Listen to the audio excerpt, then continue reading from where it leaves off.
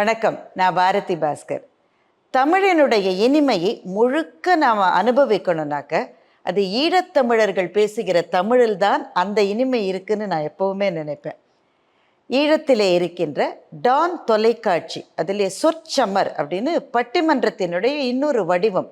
அந்த வடிவத்திலே இளம் குழந்தைகளை அழைத்து திரு லல்லீசன் அவர்கள் இந்த நிகழ்ச்சியை நடத்தி வருகின்றார். ரொம்ப சுவாரஸ்யமாக இருக்குது. அங்கே பேசுகிற இளம் படைப்பாளிகளினுடைய சிந்தனையும் சொல்வீச்சும் அபாரமாக இருக்கிறது. இந்த நிகழ்ச்சியை தவறாமல் நானும் பார்க்கிறேன். நீங்களும் தொடர்ந்து பார்க்க வேண்டும் என்று கேட்டுக்கொள்கிறேன். நன்றி.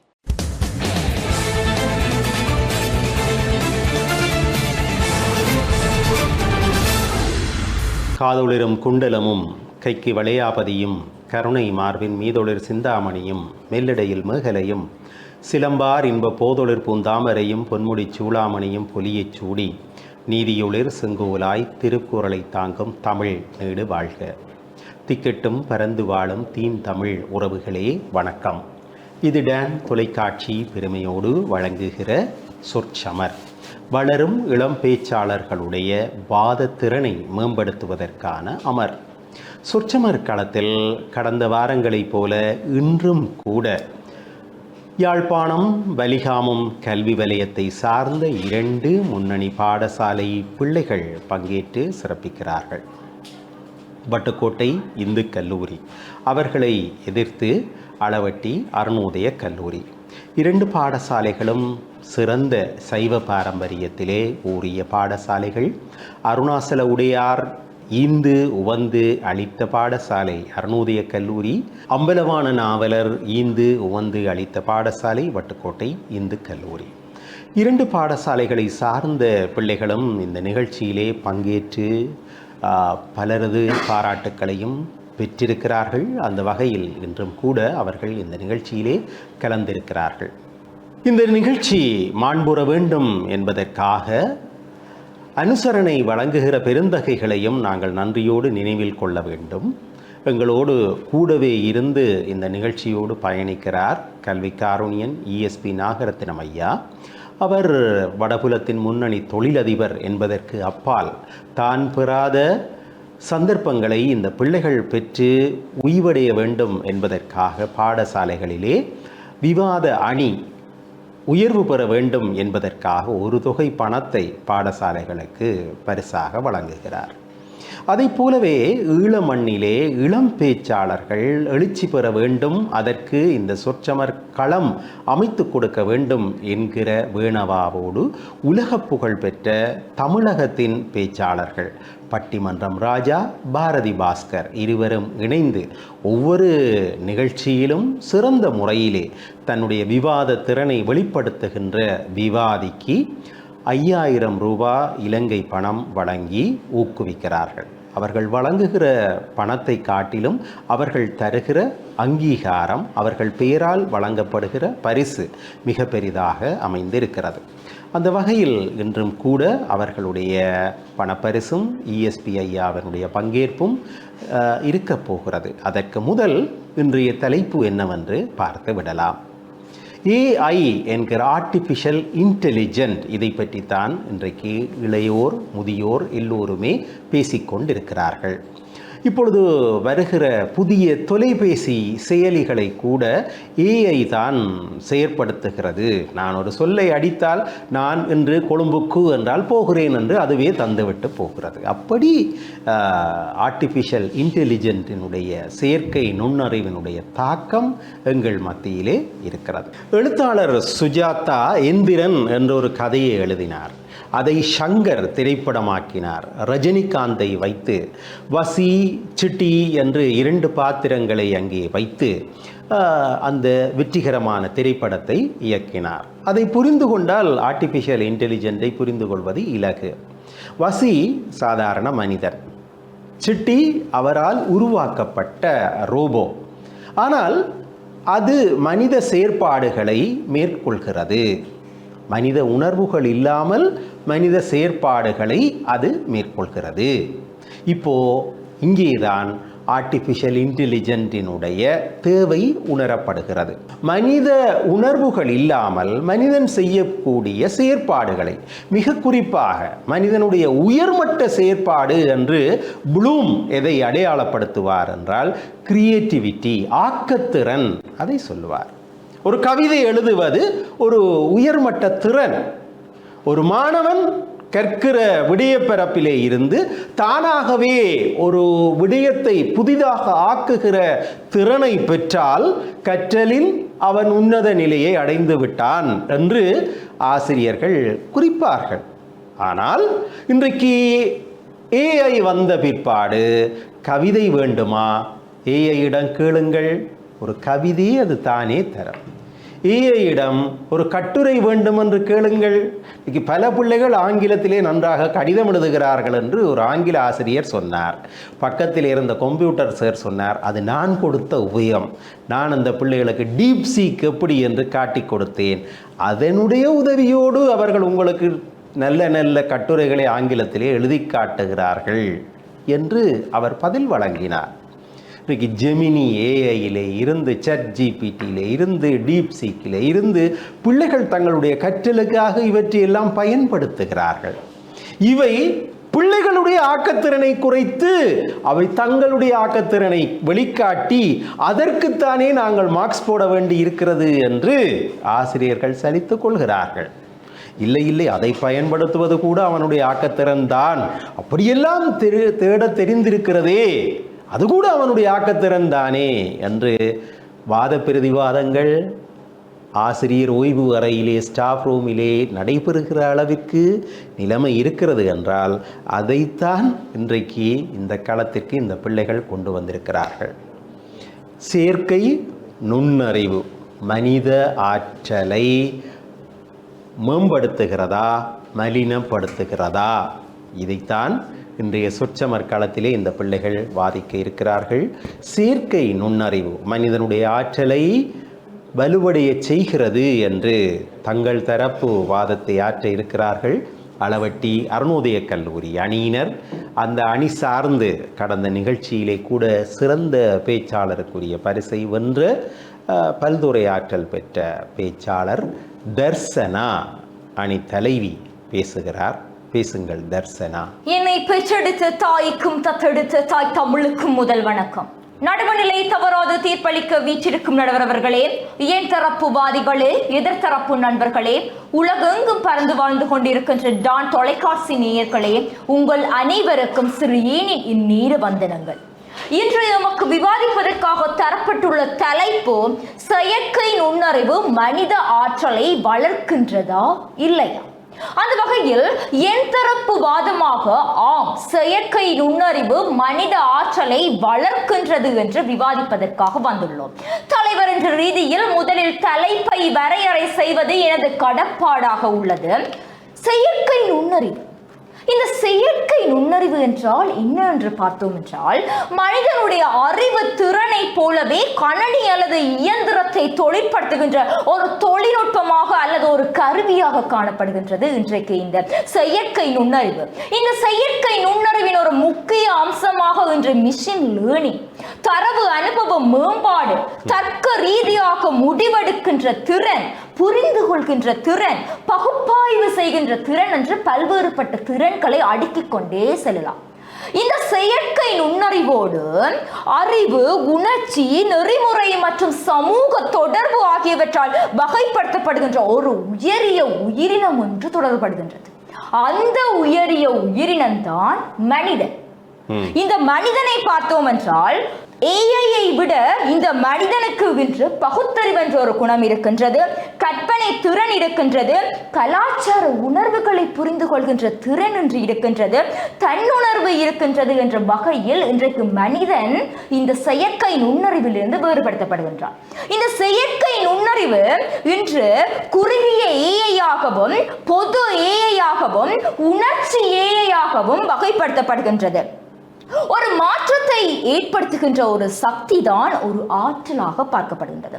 அந்த வகையில் இந்த செயற்கை நுண்ணறிவு மனிதனுடைய ஆற்றலை வளர்க்கின்றது என்று எங்களுடைய விவாதத்தை அமைக்க உள்ளோம். நடுவர்களே, உங்களிடம் ஒரு கேள்வி ஒன்றை ஆரம்பத்தில் கேட்டுவிட்டாலே இந்த விவாதம் முடிந்துவிடும் என்று நான் நினைக்கின்றேன். பாருங்கள், மனித ஆற்றலின் வளர்ச்சியால் தான் இன்று AI கண்டுபிடிக்கப்பட்டது. ஒத்துக்கொள்கிறீர்களா? சரி, இங்கே மனித ஆற்றல் மிஞ்சி நிற்கின்றதா, AI மிஞ்சி நிற்கின்றதா? சோம்பேறிகள் தான் மிஞ்சி நிற்கிறார்கள். இருக்கலாம் தான், ஆனால் இன்று AI கண்டுபிடித்தது எங்களுடைய மனிதனுடைய ஆற்றலின் மிகுதியால் தான் இந்த AI கண்டுபிடிக்கப்பட்டது. சொன்னீர்கள் இன்று கணக்கு ஒரு மனிதன் பல சோம்பேறிகளை உருவாக்கி இருக்கிறார் என்று ஏன் கொள்ளக்கூடாது என்பதுதான் என்னுடைய வாதம். அப்படி கொள்ளக்கூடாதுன்றதுக்கான ஆதாரத்தை தான் நாங்கள் இப்ப சொல்ல போறோம். இப்ப பார்த்தோம் என்றால் இன்று சொன்னீர்கள் சவால்களை ஏற்படுத்துகின்றது மனித ஆற்றலுக்கு. நான் சொல்லுகின்றேன், நீங்க சொல்லுங்க சிட்டியை வச்சு ரோபோவை வச்சு அந்த கதை ஒன்று சொல்லியிருந்தீர்கள் படத்துல. ஆனால் அந்த படத்தால வார விளைவுகளுக்கு கூட சவால்கள் வருகின்றது. அந்த சவாலால தான் மனிதனுடைய கண்டுபிடிப்பு வளர்ச்சி அடைகின்றது. மனிதனால் உருவாக்கிய AI-யால் இடம்பெறுகின்ற சவால்களை முறியடிக்கிறதுக்கு மனிதனாலே ஒரு தீர்வை முன்வைக்க முடியும் என்றால் செயற்கை நுண்ணறிவு நிச்சயம் மனிதனுடைய ஆற்றலை வளர்க்கின்றது என்பதற்கு மாற்று கருத்து எதுவுமே இல்லை. உதாரணமாக பாருங்கள், இன்று கற்றல் துறையை பாருங்கள். டிரோலிங்கோ AI மூலம் பல மொழிகளை சிறப்பாக கையாளுகின்றது. ChatGPT-யாக இருந்தாலும் சரி, கான் அகாடமி AI டியூட்டர் விரிவான விளக்கத்துடன் தனிப்பட்ட கல்வியை வழங்குகின்றது. ஆதாரமாக எடுத்துக்கொண்டால் Harvard university study on AI in education 2022ஆம் ஆண்டு அறிக்கை ஒன்றை வெளியிடுகின்றது. சாதாரணமாக பாரம்பரிய முறைப்படி கற்கின்ற ஒரு மாணவனை விட AI-ஐ பயன்படுத்தி கற்றலில் செயற்பாடுகளில் ஈடுபடுகின்ற மாணவன் பொது தேர்வு ஒன்றில் 30% அதிகரித்து புள்ளியை பெறுகின்றான் என்று ஆதாரம் சுட்டிக்காட்டுகின்றது. இங்கே தெரியவில்லையா, உங்களுடைய பாரம்பரிய முறைக்கு விடுத்து நவீன கல்வி முறையை வளர்ச்சி அடைவதற்கு எங்களுடைய AI மனித ஆற்றலை வளர்க்கின்றதற்கு உதவுகின்றது என்று. இன்று மருத்துவத்துறையை எடுத்து பார்த்தீர்கள் என்றால் ஒரு வைத்தியருக்கு கூட சில வேளைகளில் என்ன வருத்தம் என்று கண்டுபிடிக்க முடியாத ஒரு நிலை காணப்படுகின்றது. இன்று WHO இன் AI இன் ஹெல்த் கேர் 2023ஆம் ஆண்டு வெளியிட்ட ஒரு அறிக்கையின்படி AI ஆனது 40% சரியாக தவறாக கண்டுபிடிக்கப்பட்ட நோய்களை திருத்தி அவர்களை விட வைத்தியர்களை விட 40% அதிகமாக நோய்களை கண்டுபிடிக்கின்றது என்று ஒரு அறிக்கையை வெளியிட்டிருக்கின்றது. அங்கே எங்களுக்கு வெளிப்படுவது என்னவென்றால் இந்த AI-யின் ஆற்றலானது மனித ஆற்றலை வளர்ச்சி அடைய செய்கின்றது. அவர்களது நேரத்தை குறைத்து மனித ஆற்றலை நிச்சயம் இந்த AI வளர்ச்சி அடைய செய்கிறது என்று கூறி இந்த தகவல்களை எல்லாம் அப்படி எடுத்தீர்கள். அதுவும் எங்களை போல ஒரு இளம் விவாதிகளுக்கு ஒரு ஆரம்ப பயிற்சி பட்டறையை இந்த AI வழங்குது என்றால் அது நான் ஏற்றுக்கொள்வேன். AI ஊடாகத்தான் எடுத்தேன் என்று நான் ஏற்றுக்கொள்கிறேன். அதற்கு காரணம் நாங்கள் ஆரம்ப விவாத பயிற்சியில் தான் இருக்கின்றோம். ஒன்றும் தெரியாத அதை எடுப்பது தப்பு கிடையாது, அதைத்தான் பாராட்டுகிறேன். நீங்கள் அதாவது இந்த விவாதத்திற்கு ஏற்றாற் போல உங்களை தயார் செய்து AI உடைய துணையோடு பல தகவல்களை திரட்டி இங்கே நல்ல கட்டமைக்கப்பட்ட தலைமை உரையை மேற்கொண்டிருக்கிறீர்கள். உங்களுக்கு என்னுடைய பாராட்டுக்கள், வாழ்த்துக்கள். தர்சனாவினுடைய அழகிய வாதத்திற்கு பதில் சொல்லி AI மனித ஆற்றலை வளர்க்கவில்லை, அது குறைக்கிறது என்று பேசுவதற்கு வருகை தந்திருக்கிறார் பதுஸ்காந்த். அவர் வட்டுக்கோட்டை இந்து கல்லூரி அணியினுடைய அணி தலைவர். பதுஸ்காந்த் எனக்கு ஒரு புதிய பெயர், புதுமை படைத்த பெயராக இருக்கிறது. பதுஸ்காந்த், உங்களுக்கு ஏன் பதுஸ்காந்த் என்று பெயர் வைத்தார்? அது நான் நினைக்கின்றேன் ரஜினிகாந்தின் அவர்களின் பிறந்த நாளில் அன்று நானும் பிறந்ததால் 12ஆம் தேதி 12ஆம் மாதம். அதனால் அப்பா உங்களுக்கு ரஜினி ரசிகர் அப்பா, அவ்வாறு நான் நினைக்கின்றேன். நீங்கள் நினைக்கிறீர்கள், அது சாத்தியமாக இருக்கலாம். சரி, வாழ்த்துக்கள் உங்களுக்கு. இப்படி ஒரு நல்ல பெயரை அப்பா வைத்திருக்கிறார், பதுஸ்காந்த். அப்படி என்றால் நீங்கள் ஒரு தடவை சொன்னால் 100 தடவை சொன்ன மாதிரி இருக்க வேண்டும். சரி, பேசுங்கள். சாவில் தமிழ் படித்து சாக வேண்டும், எந்த சாம்பலம் தமிழ் மணந்து வேக வேண்டும். இன்று எனது தமிழ் தாயின் பாதங்களை ஒரு கணம் நினைந்து கொண்டு நடுநிலை தவறாத தீர்ப்பளிக்க வந்திருக்கின்ற நடுவர் பெருந்தகை அவர்களே, என்தரப்புவாதிகளே, எதிர்த்தரப்புவாதிகளே, டான் டிவி அன்பான சொந்தங்களே, அனைவருக்கும் இச்சிறியோனின் இந்நேர வந்தனங்கள். எங்கள் கைகளில் இன்று தவழ்கின்ற தலைப்பானது செயற்கை நுண்ணறிவு மனித ஆற்றல்களை வளர்க்கின்றது, இல்லை குறைக்கின்றது. அந்த வகையிலே செயற்கை நுண்ணறிவு மனித ஆற்றல்களை குறைக்கின்றது என்ற அணிக்கு நானும் என் அணியினரும் வலி சேர்க்க வந்திருக்கின்றோம்.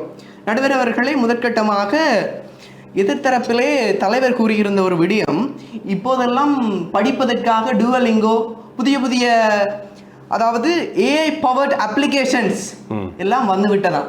நடுவர் அவர்களே, உங்களுடைய முகவாட்டத்தை பார்த்து ஏன் தம்பி சாப்பிடவில்லையா, கண்டினில் ஏதாவது உனக்கு டீ ஏதாவது வாங்கி தரவா என்று கூறுகின்ற ஆசிரியருக்கு முன்னால் உங்கள் ஏஐ பவர்ட் அப்ளிகேஷன்ஸ் ஒன்றும் நிற்க முடியாது என்பது என்னுடைய தனிப்பட்ட கருத்து. நடுவர் அவர்களே, அடுத்த விடயம் இந்த மெஷின் லேர்னிங் என்கின்ற ஒரு விடயத்தை பற்றி குறிப்பிட்டிருந்தார்.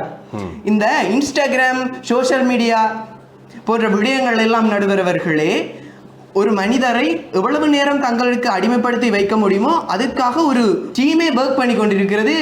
அதற்கு பின்னால் இங்கே நாங்கள் நோக்குவோமானால் இந்த மெஷின் லேர்னிங் ஏஐ என்பதெல்லாம் என்ன செய்கிறது என்றால், உங்களுடைய பாவனைகளை எவ்வாறு நேரத்திலே அதிகம் உங்களுடைய பாவனை உச்சத்தில் இருக்கிறது என்பதை அறிந்து அதற்கேற்றவாறு உங்களுக்கு பார்க்க வேண்டிய கண்டென்ட்களை உங்களுக்கு வழங்கி அதற்கு அடிமைப்படுத்தி கொண்டிருக்கிறது. நான் ஒரு நாள் சப்பாத்து அண்ட் ஷூ என்று கூகுளிலே தேடினேன். ஃபேஸ்புக்கிலே வந்து கொட்டியது, இப்படி ஷூ இருக்கிறது, அப்படி ஷூ இருக்கிறது என்று என்னை ரகசியமாக வேவு பார்க்கிற வேலையை கூட அந்த ஏஐ செய்கிறது. ஆம் நடுவர் அவர்களே, அங்கே கூட ஏஐ முக்கியத்துவம் வருகிறது.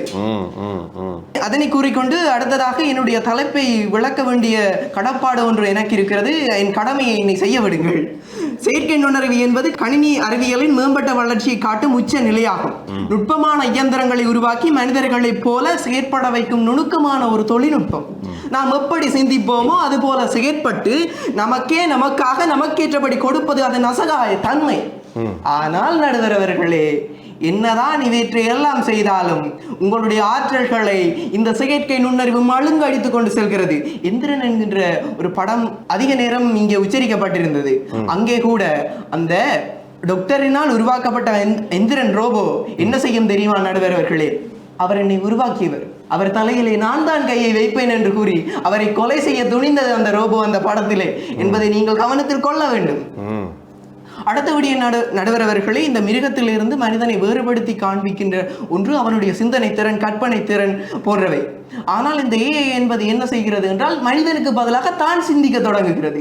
உங்களுக்கு ஏதாவது விடயம் வேண்டுமானால் முதலெல்லாம் நீங்கள் சிந்தித்து அதற்கான விடைகளையோ அல்லது உங்கள் தேவைகளையோ நிறைவேற்றிக் கொள்வீர்கள். ஒரு கட்டுரை எழுதுவென்றால் கூட உங்களுடைய சிந்தனை திறன் தான், உங்களுடைய தேடல் திறன் தான். ஆனால் இப்போது என்ன செய்கிறீர்கள்? திறன்பேசியை எடுக்கிறீர்கள், தட்டச்சு செய்கிறீர்கள், உடனே உங்களுக்கு தேவையானது வந்து நிற்கிறது.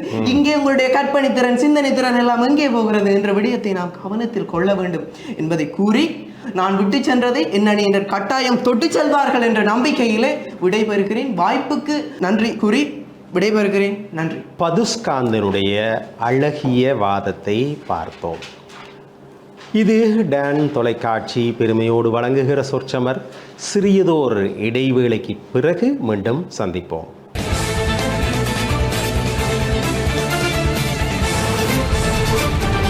இடைவேளையை தொடர்ந்து மீண்டும் சந்திக்கிறோம். இது டான் தொலைக்காட்சி பெருமையோடு வழங்குகிற சொற்சமர். இன்றைய நிகழ்ச்சியில் வட்டுக்கோட்டை இந்து கல்லூரி அவர்களை எதிர்த்து அளவட்டி அருணோதய கல்லூரி. ஏஐ தொழில்நுட்பம் மனித ஆற்றலை மேம்படுத்துகிறது இல்லை. இந்த வகையில் இப்பொழுது பேசுவதற்கு வந்திருக்கிறார். உங்கள் பெயர்? சானுஜா. அருணோதய கல்லூரியிலே உயர்தரத்திலே கலைப்பிரிவிலே கல்வி பயில்கிற மாணவி. ஏஐ தொழில்நுட்பம் மனித ஆற்றலை மேம்படுத்துகிறது என்பது அவருடைய வாதம். பேசுங்கள் சானுஜா.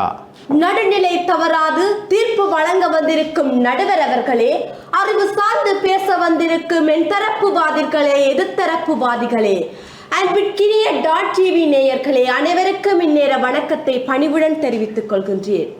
செயற்கை நுண்ணறிவு மூலம் தொழில்துறையில் பொருளாதார ஆற்றல் அதிகமாக வளர்ச்சி அடைந்து வருகின்றது.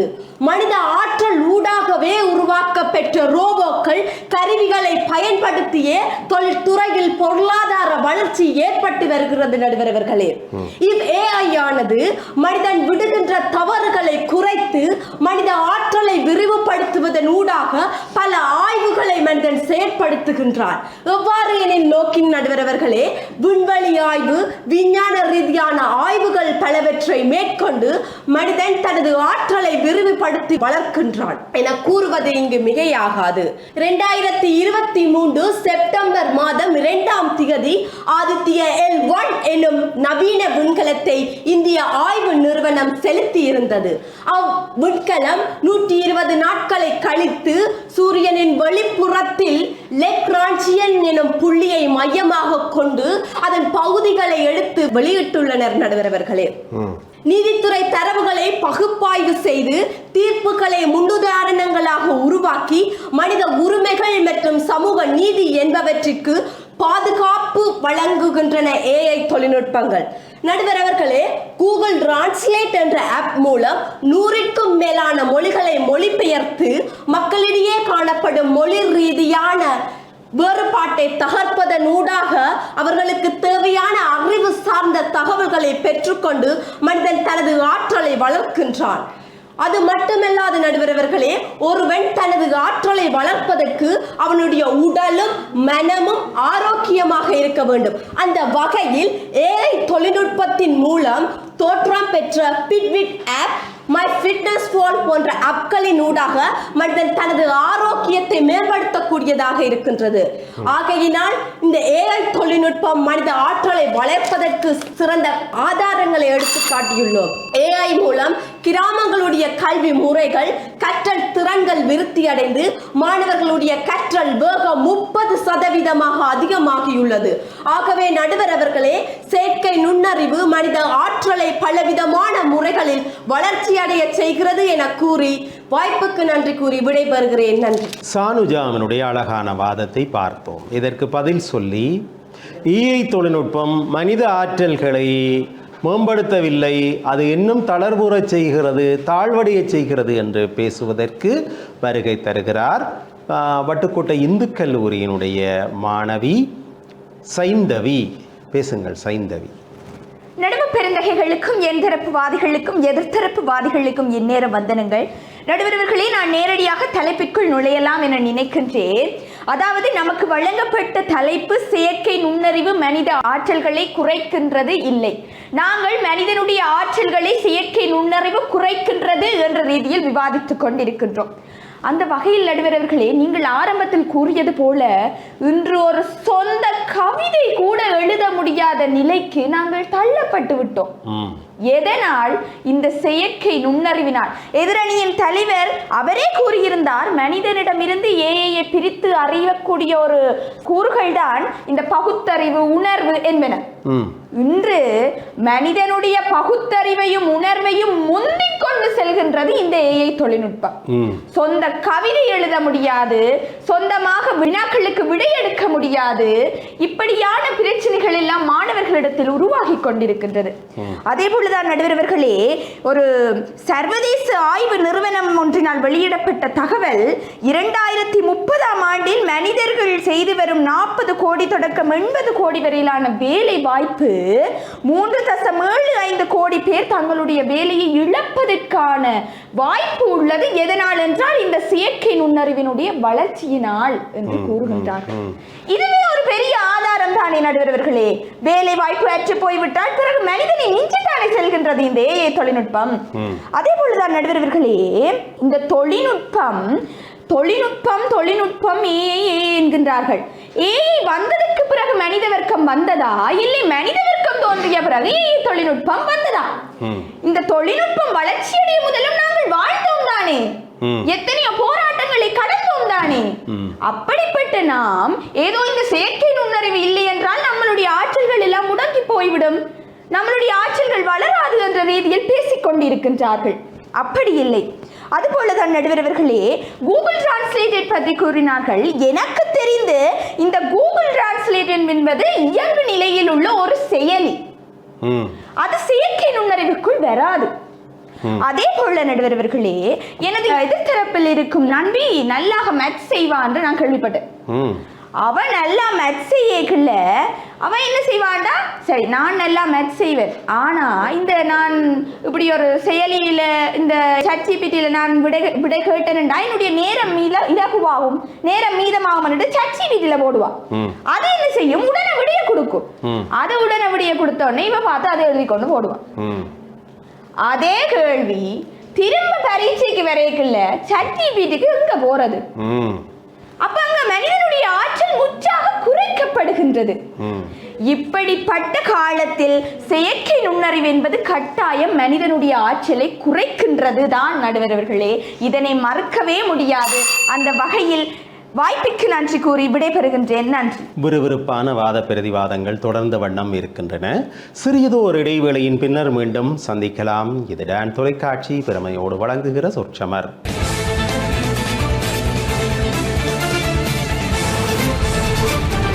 இடைவேளையை தொடர்ந்து மீண்டும் சந்திக்கிறோம். இது டான் தொலைக்காட்சி பெருமையோடு வழங்குகிற சொற்சமர். வளரும் இளம் பேச்சாளர்களுடைய வாதத்திறனை மேம்படுத்துவதற்கான அமர். இன்றும் கூட சொற்சமர் களத்திலே அளவட்டி அருணோதய கல்லூரி, அவர்களை எதிர்த்து வட்டுக்கோட்டை இந்து கல்லூரி. AI செயற்கை நுண்ணறிவு மனித ஆற்றல்களை வலுப்படுத்துகிறது என்று அளவட்டி அருணோதய கல்லூரி அணியினரும், இல்லை அது தளர்வுறச் செய்கிறது என்று வட்டுக்கோட்டை இந்து கல்லூரி அணியினரும் பேசிக்கொண்டிருக்கிறார்கள். இது மூன்றாவது சுற்று. அளவட்டி அருணோதய கல்லூரியினுடைய துஷாரா வருகை தந்திருக்கிறார். அவர் என்ன சொல்கிறார் என்பதை பார்த்து விடலாம். என் மரபு ரீதியான தமிழ் மொழி இல்லை என்றால் மரணித்து பிறப்பேன் தமிழனாக என்று என் தமிழ் தாய்க்கு முதற்கண் வணக்கத்தை தெரிவித்துக் கொண்டு, மதிப்பிற்குரிய நடுவர் அவர்களே, என் தரப்பு வாதிகளே, எதிர்த்தரப்பு நண்பர்களே, டான் தொலைக்காட்சி நேயர்களே, உங்கள் அனைவருக்கும் இந்நேர வணக்கத்தை தெரிவித்துக் கொள்கின்றேன். இன்று எமக்கு வாதிட தந்த தலைப்பானது செயற்கை நுண்ணறிவு மனித ஆற்றலை வளர்க்கின்றதா வளர்க்கவில்லையா என்பதாகும். நடுவரவர்களே, எதிர்த்தரப்பு விவாதியினர் குறிப்பிட்டு சென்றிருந்தார் படைப்பாற்றல் குறைகிறது என்றார். உதாரணமாக வைத்தியசாலையை எடுத்தோம் என்றால் மருத்துவர்களுக்கு தேவையான நோய் தடுப்பு மற்றும் மருத்துவத்திற்கு தேவையான பரிந்துரைகளை இந்த AI வழங்குகின்றது. இந்த AI மூலம் அவர்கள் தங்களுக்கு தெரியாத ஒன்றை தெரிந்து கொண்டு மனித ஆற்றல் தங்களுக்குடைய ஆற்றலை வளர்க்கின்றார்கள். அடுத்து பல்வேறு சவால்கள் இதன் மூலம் ஏற்படுகின்ற என்றால், நெருப்பை கண்டுபிடிப்பதற்கு பல சவால்கள் இருந்தன. ஆகையால் மனிதன் 2 கற்களை தேடி உறைந்து கண்டுபிடித்தான். பின்னர் வானத்தை பார்ப்பதற்கு அவனுக்கு கடினமாக இருந்தமையால் கலிலியோ தொலைநோக்கியை கண்டுபிடித்தார். அதே போல் செயற்கை நுண்ணறிவை கண்டுபிடித்ததும் மனித ஆற்றலை வளர்ப்பதற்காகத்தான் நடுவர் அவர்களே. அடுத்து பகுத்தறிவு மனிதனுக்கு மட்டுமே காணப்படுகின்றது. ஒரு ரோபோ மூலம், அதாவது ஒரு பெண் செய்கிற வேலையை, பெண் வீட்டில் வேலை உணவு பரிமாறம் செய்யும் வேலையை ஒரு ரோபோ செய்கின்றது. மற்றும் அப்போது அப்படி வேலை செய்கின்ற பெண்களுக்கு பல்வேறு பிரச்சனைகள் ஏற்படலாம். உதாரணமாக மெலசலகூட பிரச்சனை, வாடிக்கையாளர்களிட கிண்டல் கேலி, மெத்தடு கொத்தடிமை போன்றவற்றில் இருந்து பெண்களை பாதுகாக்கின்றது. இதுவும் மனித ஆற்றலை வளர்ப்பதற்குரிய செயற்பாடாகும். அடுத்தது நடுவரையா அவர்களே, இது சமூக அமைப்பை குலையாது தடுக்க உதவுகின்றது. உதாரணமாக தொழிலாளி முதலாளி என்ற வேறுபாடு ஒரு நிறுவனத்தில் காணப்படாது சேவை செய்வதற்கு இந்த AI உதவுகின்றது. அடுத்து நடுவரையா அவர்களே, தொழில் வேலை இதனால் இல்லாமல் போகவில்லை, தொழில் வேலையை பெருக்குகின்றது. அடுத்து தொழில் வேலையை மாற்றமடைய செய்கின்றது. அடுத்து நடுவரையா அவர்களே, AI உணர்ச்சியை வெளிப்படுத்தாது என்று கூறி என் தரப்பு விவாதத்தை நிறைவு செய்து கொள்கின்றேன். நன்றி. டுசாராவனுடைய வாதத்திற்கு பதில் வாதம் செய்து தன் தரப்பு கருத்துக்களை நிலைநிறுத்த வருகிறார் வட்டுக்கோட்டை இந்து கல்லூரியினுடைய நிறைவு பேச்சாளர் சரண்யா அருந்தவன். நடுவர் அவர்களுக்கும் என் தரப்பினர் மற்றும் எதிர்த்தரப்பினருக்கும் இந்நேர வந்தனங்களை தெரிவித்துக் கொள்கின்றேன். நான் நேரடியாக எனது தலைப்புகள் செல்கின்றேன். நடுவர் அவர்களே, உங்களிடம் ஒரு வினாவை கேட்கின்றேன். நீங்கள் அக்காலத்திலே எப்படி படித்தீர்கள்? அக்காலத்திலே படிக்கிற மாதிரி தான் படித்தேன். AI பயன்படுத்தியா படித்தீர்கள்? AI நான் இந்த வருஷம் தான் அறிஞ்சேன். அப்படி AI பயன்படுத்தாமலே இப்படி பெரிய ஒரு மைண்டன் உருவாகி இருக்கின்றார். ஆனால் AI பயன்படுத்தினால் இப்படி உருவாகுவார்களா? நல்ல ஐஸ் வச்சிருக்கீங்க. அடுத்தது ஏஐ அதை செய்து இதை செய்து என்றார்கள். தற்பொழுது எதிர்த்தரப்பினர் மூன்றாம் விவாதி கூறி சென்றார், ஏஐ ஆனது மருத்துவத்திற்கு தேவையான விடயங்களை ஏஐ ஆனது வழங்குகின்றது.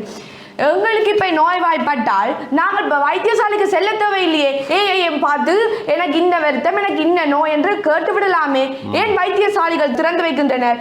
இதிலேயே விளங்குகின்றது ஏஐ ஆனது மனிதன் ஆற்றலை குறைக்கின்றது. அது மட்டுமல்லாது நடுவர் அவர்களே, ஒரு சிறிய கதையை நான் கூறலாம் என நினைக்கின்றேன். ஒரு நாட்டிலே, அதாவது முதலாம் உலக மகாயுத்த காலத்திலே அப்பிள் பழமானது நிறைந்து காணப்பட்டது. அப்போது அதை எவ்வாறு வெளியேற்றுவது என்று எண்ணினார்கள். அப்போது ஒரு வைத்திய நிபுணர் வெளியிட்டார் ஒரு செய்தியை. என்னவென்று சொன்னால், ஒரு அப்பிள் பழத்தை சாப்பிட்டால் ஆயுள் வட்டம் கூடும் என்று. அப்பொழுது அந்த தினத்தில் இருந்து அப்பிள் பழமானது விற்று போனது. அதே போலத்தான் ஏஐ இப்படி போலி முகவட்டம் மூலமாக வெளிப்படுத்தி விடுகின்றார்கள்.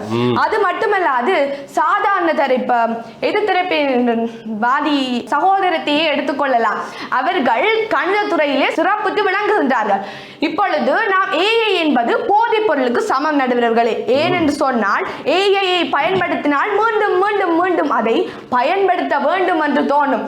அப்பொழுது நான் ஆரம்ப காலத்திலே நீங்கள் வாய்ப்பாடுகள் தந்தால் எவ்வளவு கஷ்டப்பட்டு பாடமாக்கி இருப்போம். அதுக்காக வாங்கி அடி, அதுக்காக வாங்கி அடிகள். ஏனென்று சொன்னால் ஆசிரியர் வீட்டு வேலை தந்து விடுவா, அதற்காகவே இருந்து பாடமாக்குவோம். ஆனால் தற்காலத்தில் அப்படியா நடக்கின்றது?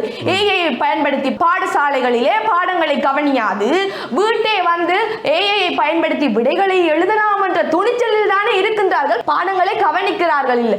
அதனாலே மனிதனது ஆற்றலை ஏஐ குறைக்கின்றது தானே. அது மட்டுமல்லாது எதிரணியின் தலைவர் அவர்கள் உங்களை கேட்டிருந்தார் கேள்வி, ஏஐ மூலம் மனிதன் ஆற்றல் வளர்கின்றதா குறைகின்றதா என்று. நீங்கள் அழகாக அதற்கு பதிலளித்தீர்கள். அது என் மனத்தை மிகவும் கவர்ந்தது. அதாவது சோம்பேறிகளை உருவாக்கி விடுகின்றது நடுவர்களே. ஏஐ ஆனது சோம்பேறிகளை உருவாக்குகின்றது. அது மட்டுமல்லாது வைத்தியர்களை விட ஏஐ ஆனது திறன் மிக்கது என்பது எதிர்த்தரப்பின் தலைவர் அவர்கள் கூறியிருந்தார்கள். வைத்திய துறையை விட ஏஐ ஆனது திறன்மிக்கது என்றால் நாம் என்ன நினைக்க வேண்டும்? ஏஐயால் மனிதனது ஆற்றலானது குறைவடைந்து செல்கின்றது.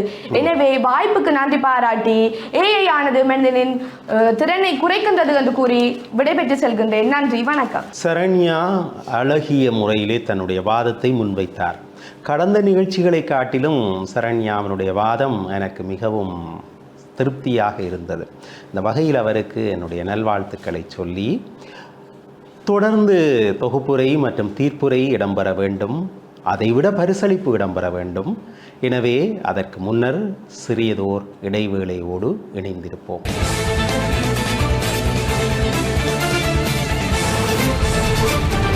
இடைவேளையை தொடர்ந்து மீண்டும் சந்திக்கிறோம். இது டான் தொலைக்காட்சி பெருமையோடு வழங்குகிற சொற்சமர். வளரும் இளம் பேச்சாளர்களுடைய வாதத்திறனை மேம்படுத்துவதற்கான அமர்.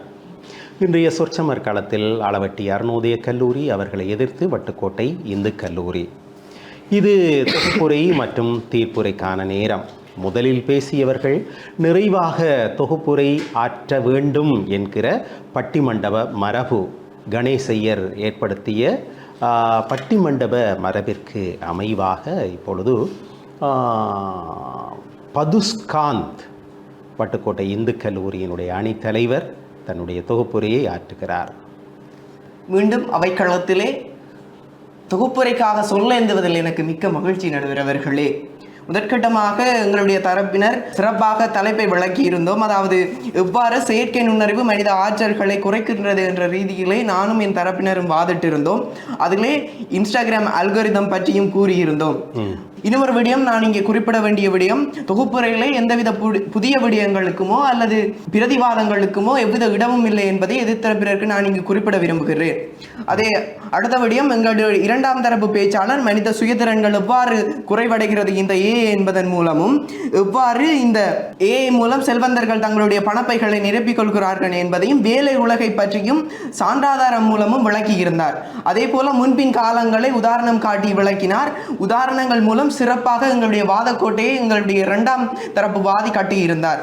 அதே போல எங்களுடைய மூன்றாம் தரப்பு வாதி நடுவர் அவர்களுடைய வாழ்க்கை கதையை உதாரணம் காட்டினார். அதே போல மருத்துவத்துறையையும் ஏஐயும் பற்றி கதைத்திருந்தார். அதே போல ஆப்பிளிலிருந்து செயற்கை நுண்ணறிவு வரை கூறிட்டார். அதே போல சோம்பேறிகளை செயற்கை நுண்ணறிவு எவ்வாறு உருவாக்குகிறது என்ற விடயத்தையும் குறிப்பிட்டிருந்தார். மேலும் தலைவர் என்ற ரீதியிலே நான் குறிப்பிட்ட விடயங்கள் செயற்கை நுண்ணறிவு என்பது பற்றிய விளக்கமும், அதே போல இந்த செயற்கை நுண்ணறிவினால் எவ்வாறு எங்களுடைய சுய திறன்களிலேயும் சுய ஆற்றல்களிலேயும் தீங்கு விளைவிக்கிறது என்ற ரீதியிலே எங்களுடைய வாத களத்தை நாம் அமைத்திருந்தோம் என்ற விடயத்தை நான் குறிப்பிட விரும்புகிறேன்.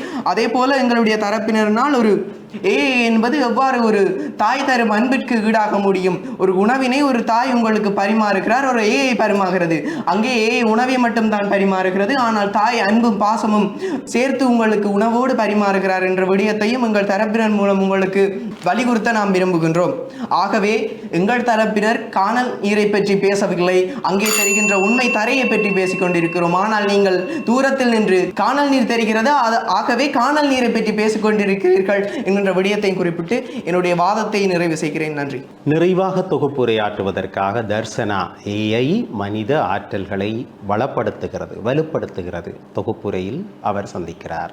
அவைக்கு மீண்டும் வணக்கம். நான் நேரடியாக தொகுப்புரைக்குள் நுழைகின்றேன். அந்த வகையில் எனது தரப்பினர் முதலில் ஒழுங்குமுறையாக விவாதத்தை ஒழுங்காக கட்டமைத்திருந்தார்கள். முதலாம் தரப்புவாதி தலைப்பை முறையாக வரையறை செய்து அதற்கான ஆதாரங்களையும் சான்றுகளையும் இரண்டாம் தரப்புவாதியினால் முன்வைக்கப்பட்டு மூன்றாம் தரப்புவாதி அதற்கான தக்க பதிலடிகளையும் எடுத்துக்காட்டியிருந்தார். இப்பொழுது பார்த்தோம் என்றால் எங்களுடைய எதிரணியினர் கூறியிருந்தார்கள் சோம்பேறிகள் நிறைய உருவாகின்றார்களாம். நான் நினைக்கின்றேன் நடுவர் அவர்களே, சோம்பேறிகளை நாங்கள் வைத்திருந்து ஒரு பிரயோசனமும் வழங்கப்படுவது இல்லை. பொருளாதாரத்தை நாங்கள் எங்களுடைய நாட்டில் அதிகரிக்க வேண்டுமென்றால் அதற்கு பதிலாக ரோபோக்களில் ஏஐ தொழில்நுட்பம் பயன்படுத்தப்படுவதில் தவறில்லை. இன்று தொழிற்சாலைகளில் ரோபோ ஏஐ தொழில்நுட்பம் உருவாக்கப்பட்டு அதை கட்டுப்படுத்தப்பட்டு 50% பொருளாதார பலமும் உற்பத்தி வேகமும் அதிகரிக்கப்பட்டது என்ற ஒரு சான்று கிடைத்திருக்கின்றது என்றால் அங்கு எங்களுடைய ஏஐ மனித ஆற்றலை வளர்க்க உதவுகின்றது.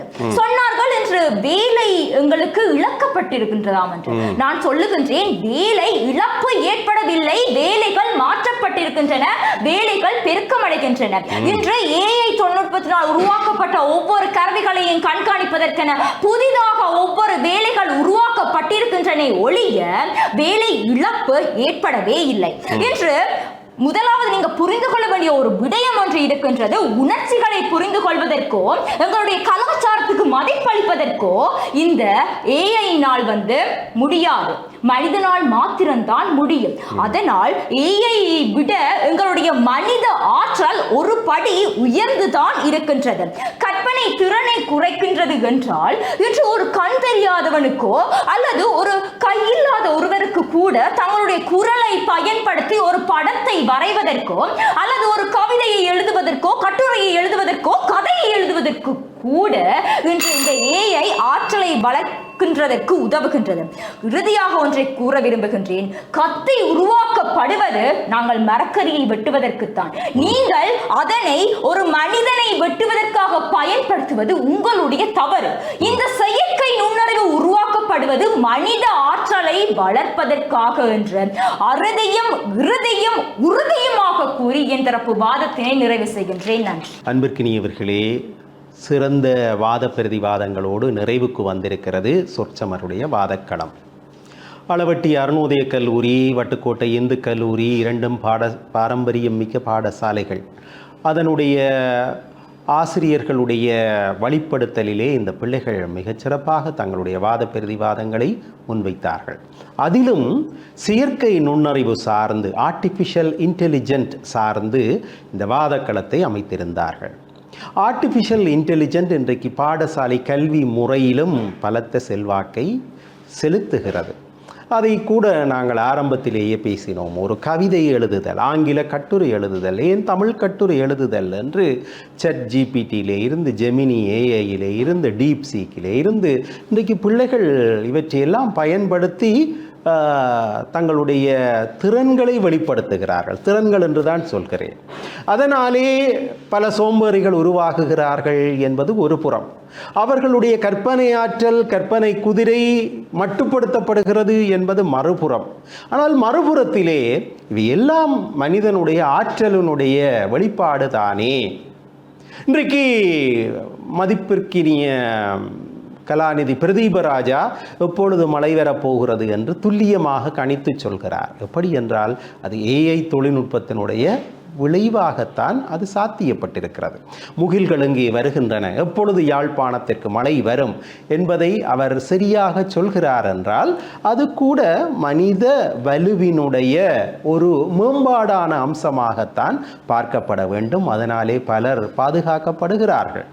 இன்றைக்கு யானைகள் ரயிலிலே மோதுண்டு இறக்கின்றன என்று இலங்கையிலே ஒரு பெரிய சர்ச்சை நடைபெற்று கொண்டிருக்கிறது. மிக குறிப்பாக கிழக்கு மாகாணத்திற்கு செல்லும் ரயில்களிலே யானைகள் மோதுவது சகஜமாகிவிட்டது. ஆனால் இந்தியாவிலே இந்த நிலைமை இல்லையா என்று கேட்டால் இருக்கிறது. ஆனால் அதை எப்படி கட்டுப்படுத்துகிறார்கள் என்றால் ஏஐ மூலம் கட்டுப்படுத்துகிறார்களாம். 200 மீட்டருக்கு முன்பதாகவே ரயில் செல்கிற 200 மீட்டருக்கு முன்பதாகவே பாதையிலே யானைகள் இருக்கின்றனவா இல்லையா என்பதை ஏஐ தொழில்நுட்பத்தின் ஊடாக கண்காணித்து இந்த ரயில் என்ஜினுடைய வேகத்தை தானாகவே குறைத்து தனித்து யானைகளை காப்பாற்றுகின்ற ஒரு பொறிமுறை கோயம்புத்தூரிலே நடைமுறையிலே இருக்கிறது என்பதை நான் வாசித்தேன். அப்படி என்றால் இந்த ஏஐ தொழில்நுட்பம் எவ்வளவிற்கு இன்றைக்கு மனித வாழ்வியலோடு பின்னி பிணைந்ததாக இருக்கிறது என்று எங்களால் உணர முடிகிறது. எனவேதான் இங்கே அளவட்டி அருணோதய கல்லூரியினுடைய அணித்தலைவி நிறைவாக ஒரு வாதத்தை முன்வைத்தார். கத்தியை கையிலே தந்திருந்தால் அது கழுத்தை வெட்டவும் பயன்படுத்தலாம், காய்கறி வெட்டவும் பயன்படுத்தலாம். எதை வெட்டப் போகிறீர்கள் என்பது உங்களுடைய கையிலே தான் இருக்கிறது. உங்களுடைய கையிலே இருக்கிறது என்றால் அது மனிதனால் கட்டுப்படுத்தப்படுகிறது என்பது தானே அர்த்தம். எனவே மனித குலம், மாண்புறு குலம் தன்னுடைய வாழ்க்கை செல் நெறியை தீர்மானிக்க வேண்டிய குலம். ஏஐயை கண்டறிந்தது கூட மனித குலம்தான். எனவே மனித குலம் தன்னுடைய அடுத்த இருப்பியலுக்கான தளத்தை அமைப்பதற்கு இந்த ஏஐயை நல்ல முறையிலே பயன்படுத்த முடியும். இது இல்லாது வாழ்க்கையை அமைக்க முடியாது என்கிற அளவிற்கு இன்றைக்கு பல்கி பெருகி உலகம் என்பது ஒரு பூகோள கிராமம் என்கிற நிலையிலே இருக்கிற அளவில் இந்த தொழில்நுட்பத்தை உள்வாங்கியவர்கள் தான் வாழ்க்கையிலே வெற்றிகரமாக பயணிக்கிறார்கள். அதை கூட ஆக்கத்திறன் மேம்பாட்டிற்காக, கிரியேட்டிவிட்டிக்காக, அதைவிட மனிதாயம், ஹியூமானிட்டி, அதைவிட மனித உணர்வுகளை வெளிப்படுத்துகிற தன்மை, சென்சிட்டிவிட்டி, இவற்றை எல்லாம் உள்வாங்கி நாங்கள் ஏஐ தொழில்நுட்பத்தை பயன்படுத்துகிற பொழுது எங்கள் வாழ்க்கை வெற்றிகரமாகிறது.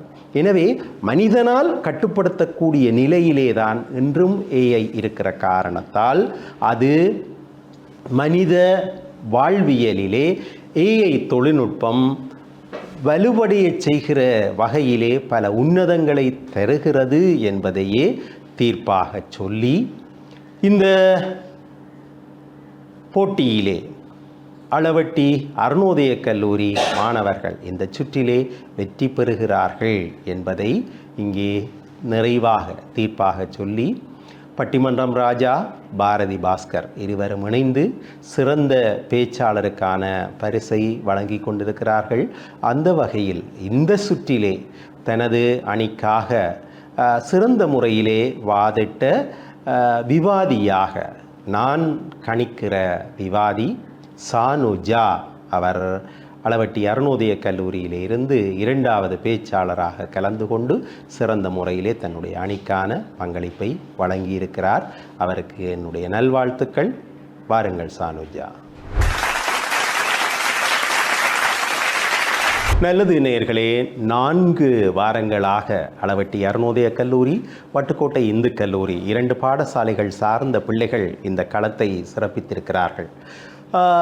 பாடசாலை விவாத அணியை திறம்பட கட்டி வளர்க்கிற ஆசிரியர்களை நாங்கள் நன்றியோடு நினைவில் கொள்ள வேண்டும். வட்டுக்கோட்டை இந்து கல்லூரியினுடைய ஆசிரியர் திரு அனுராஜ் அவர்கள், அதை போலவே அளவட்டி அருணோதய கல்லூரியினுடைய விவாத அணியினுடைய பயிற்றுனர் ஆசிரியர் அன்பிற்கினிய திரு ஸ்ரீபிரகாஷ் அவர்கள் 2 பேரையும் நாங்கள் நன்றியோடு நினைவில் கொண்டு பரிசளிப்பு நிகழ்விற்குள்ளே நுழைவோம். கல்வி காருண்யன் எங்களோடு காத்திருக்கிறார். அவரை அன்பாக வரவேற்று பங்கேற்று பரிசளிப்பு வைபவத்தை சிறப்பிக்குமாறு வேண்டிக் கொள்கிறேன். சொற்சமர் நிகழ்ச்சியினுடைய பரிசளிப்பு வைபவத்திற்குள்ளே நுழைந்திருக்கிறோம். நான் ஒவ்வொரு நிகழ்ச்சியினுடைய தொடக்கத்திலே குறிப்பிடுவதைப் போல இந்த சொற்சமர் நிகழ்ச்சிக்கு ஆதரவு கரம் நல்குகிற இஎஸ்பி ஐயா இப்பொழுது மேடையிலே எங்களோடு இணைந்திருக்கிறார். கல்வி காருண்யன் காரை நகர் பெற்றெடுத்த செல்வர் இஎஸ்பி நாகரத்தினம் ஐயா வடபுலத்தின் முன்னணி தொழிலதிபர் மாத்திரமல்ல, நல்ல காரியங்களை ஊக்குவிக்கின்ற ஒரு பெருந்தகை. அந்த வகையில் 7 வருடங்களாக இந்த சொற்சமர் நிகழ்ச்சிக்கு தன்னுடைய ஆதரவு கரத்தை நீட்டி பாடசாலைகளிலே விவாத அணி வலுப்பெற வேண்டும் என்பதற்காக ஒரு குறித்த பெருந்தொகை பணத்தை வழங்கி அந்த விவாத அணியை ஊக்குவிக்கிறார். அந்த வகையில் இன்றும் கூட இந்த வட்டுக்கோட்டை மண் பெற்றெடுத்த செல்வங்களையும் அளவட்டி மண் பெற்றெடுத்த செல்வங்களையும் ஆசீர்வதித்து தன்னுடைய ஊக்குவிப்பு பரிசை வழங்க இருக்கிறார். அவர் சில வார்த்தைகள் தன்னுடைய ஆசி உரையாக இந்த நிகழ்ச்சியிலே நல்க வேண்டும் என்று நாங்களும் வேண்டி நிற்கிறோம். சொற்சமர் நிகழ்வுக்கு தலைமை தாங்கி நடத்தி கொண்டிருக்கும் திரு லலிசன் சார் அவர்களே, கல்லூரி மாணவிகளே, எல்லோருக்கும் இந்த டான்டி நேயர்களுக்கும் எனது அன்பார்ந்த வணக்கத்தை தெரிவித்து கொண்டு, உண்மையில் இந்த சொற்சமர் மூலமாக இந்த பிள்ளைகள் ஒரு திறந்த தமிழ் பேச்சாளராக பெறணும் என்றதுதான் என்ற அவா.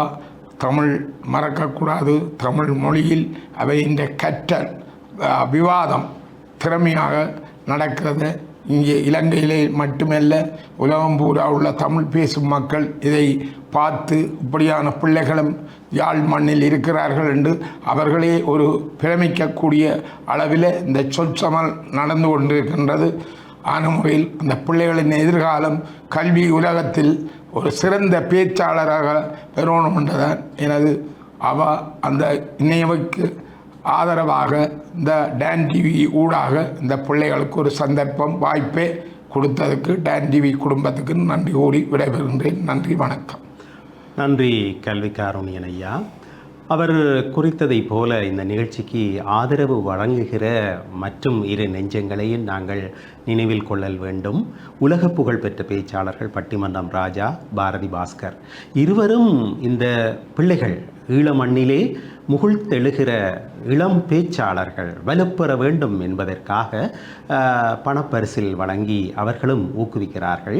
அது மாத்திரமல்லாமல் இந்த சொற்சமர் நிகழ்ச்சியை தங்களுடைய ரசிகர்கள் மத்தியிலே கொண்டு போயும் சேர்க்கிறார்கள். அதனால்தான் இந்த சொற்சமர் நிகழ்ச்சிக்கு ஒரு மிகப்பெரிய ஆதரவு உலக பரப்பிலே இருக்கிறது. அந்த வகையில் அவர்களையும் நாங்கள் நன்றியோடு நினைவில் கொண்டு, இப்பொழுது முதலில் அளவட்டி அருணோதய கல்லூரி அருணாசல உடையார் பெற்றெடுத்த செல்வங்கள் அளவட்டி அருணோதய கல்லூரியினர் இப்பொழுது ஊக்குவிப்பு பரிசை கல்வி காருண்யனிடமிருந்து பெறுகிறார்கள். அவர்களுக்கு எங்களுடைய பாராட்டுக்கள்.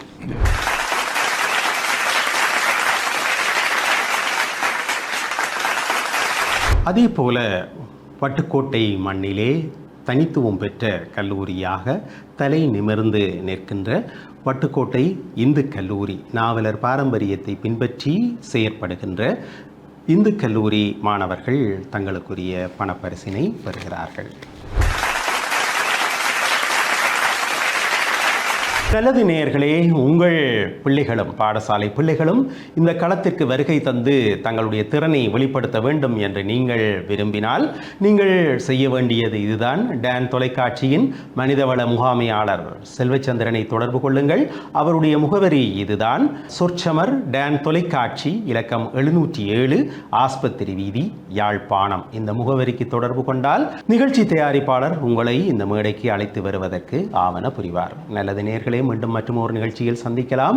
சொற்சமர் நிகழ்ச்சியினுடைய ஆதரவாளர் கல்வி காருண்யன் இஎஸ்பி நாகரத்தினம் ஐயா, பிள்ளைகளுக்கு பரிசில் வழங்கி ஊக்குவிக்கின்ற பட்டிமன்றம் ராஜா பாரதி பாஸ்கர் அவர்களோடு கூடவே இந்த நிகழ்ச்சியிலே இன்று பங்கேற்ற வட்டுக்கோட்டை இந்து கல்லூரி மாணவ செல்வங்கள், அவர்களுடைய பெற்றோர்கள், அதை போல அளவட்டி அருணோதய கல்லூரி மாணவ செல்வங்கள், அவர்களுடைய பெற்றோர்கள், அத்தனை பேரோடும் மீண்டும் மற்றும் ஒரு நிகழ்ச்சியில் சந்திக்கும் வரை வணக்கம் கூறி விடை கொள்கிறேன். நன்றி, வணக்கம்.